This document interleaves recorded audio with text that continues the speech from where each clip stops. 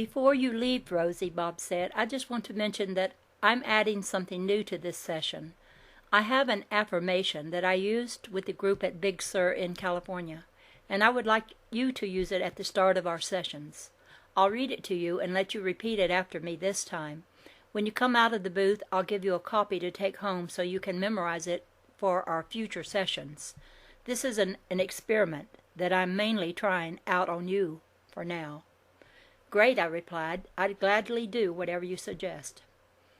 When John closed my check unit door, I wasn't as nervous as I had been on my first visit, and the darkness was beginning to have a familiar feel. Then Bob gave me instructions to give him verbal feedback about what was happening.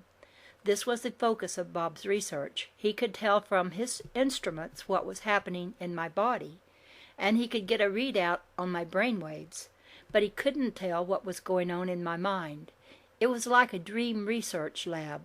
The researcher can tell when a person is dreaming, but not what he or she is dreaming. The same was true in the Monroe Institute laboratory. Bob could always detect when something was happening, but he did not know what was happening until I told him. So we had a buddy system set up. No matter what happened, we were always to keep verbal contact, if at all possible. I had made it a point to get a good night's sleep the night before.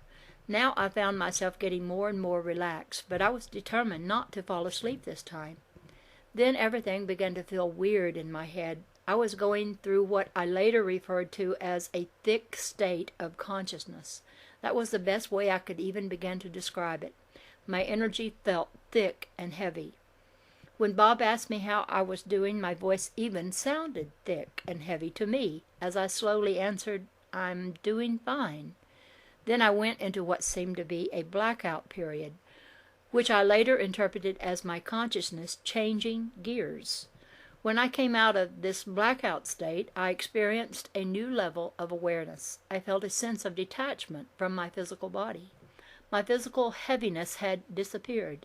Indeed, I suddenly experienced my consciousness as existing outside of my physical body. I don't remember looking back and seeing my body lying there as some people do in out-of-body experiences, nor did I notice a silver cord trailing behind me as others have experienced when leaving their bodies. But I was intensely aware of feeling more free than I had ever felt in the physical body. My mind was also very clear. I felt as if I were pure energy, as if I could move anywhere instantly, just by the mere thought of being there. I suddenly had a strong sense of presence with me. Immediately, two forms of light appeared. I began to feel waves of energy being directed toward me. I knew intuitively that this was some kind of support system, but I didn't know what it was. From the instruments in the control room, Bob knew that I was in an out-of-body state. In a quiet and gentle voice, he asked, "Can you tell me what is happening?" I began to describe to Bob what I was experiencing. I pause to note here that Bob and I have the same initials for Robert A. Monroe and Rosalind A. McKnight.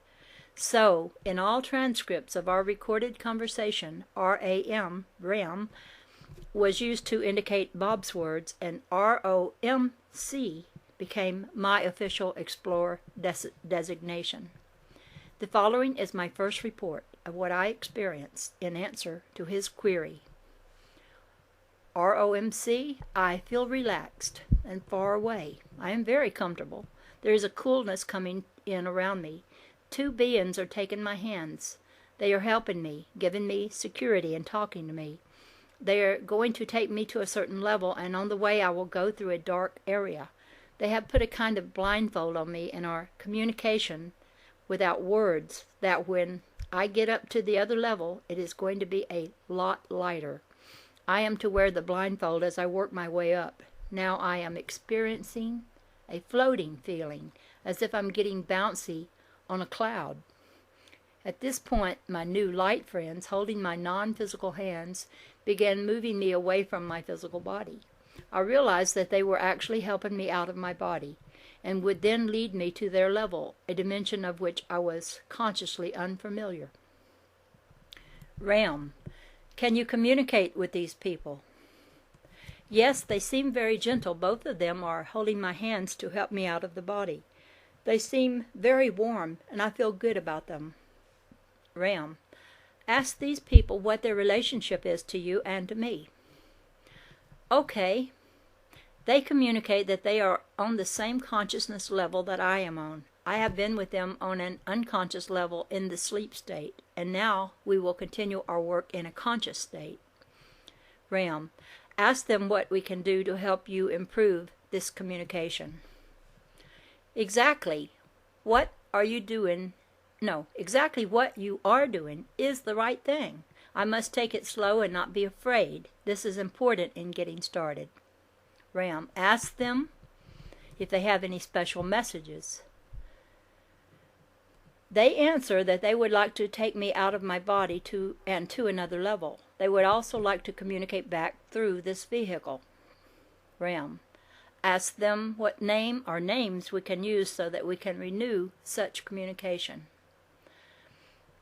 They say that names would stand in the way, as they are in a different dimension than that of the earth.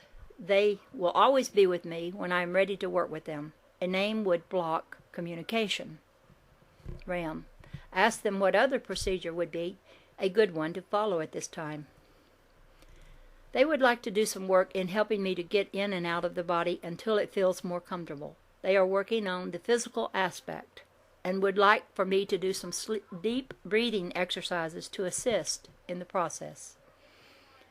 Ram, are there any instructions for these exercises? Yes. Instantly, an amazing thing happened. Instead of perceiving these instructions as coming from the light beings, I simply began experiencing the exercises I was to go through. I told Bob that they were going to take me through the exercises step by step. Human breath and the breathing process seemed to have a great deal to do with the transition between the physical and the non-physical dimensions.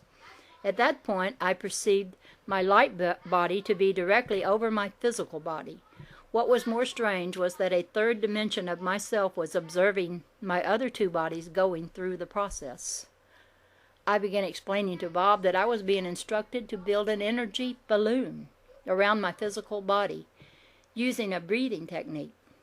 I was instructed to visualize myself in the middle of a very large balloon and to experience my physical body as floating lightly in the middle of this balloon. Then the beings instructed me to feel the energy circling around my physical body as I slowly breathed in and out. I was to build the energy balloon with the energies of my own breath. As the breathing process took place, I would experience myself floating gently in the middle of my energy balloon. After relaying this to Bob, I began actually experiencing the energy encircling me. I felt myself getting lighter and lighter. From a third dimension, I saw my light body floating up out of my physical body, and from the second light dimension, I experienced it. My light body looking like a glowing yellow balloon with a dark background behind it. It is almost like viewing an object moving into outer space. When I reached a certain point in the breathing process and my light body began floating above my physical one, my two glowing friends stepped in and took me by my light hands and moved me further away from the physical level. Suddenly, I was no longer an observer of this process, for my conscious awareness shifted from outside to inside my light body. So much was happening to me that I was unable to analyze or evaluate it at the time. I was merely having these experiences and describing them as they happened. When Bob asked me if there was anything else the two light beings would like to discuss, I instantly perceived the purpose of our communication. I knew that throughout our series of sessions, they were going to take me to different levels of what I didn't know. I was simply to take one step at a time and follow their guidance.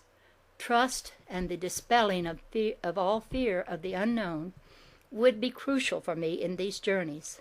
I knew at a deep level that these explorations were of major significance, and that my ability to report my experiences back to the earth plane was a vital part of the mission.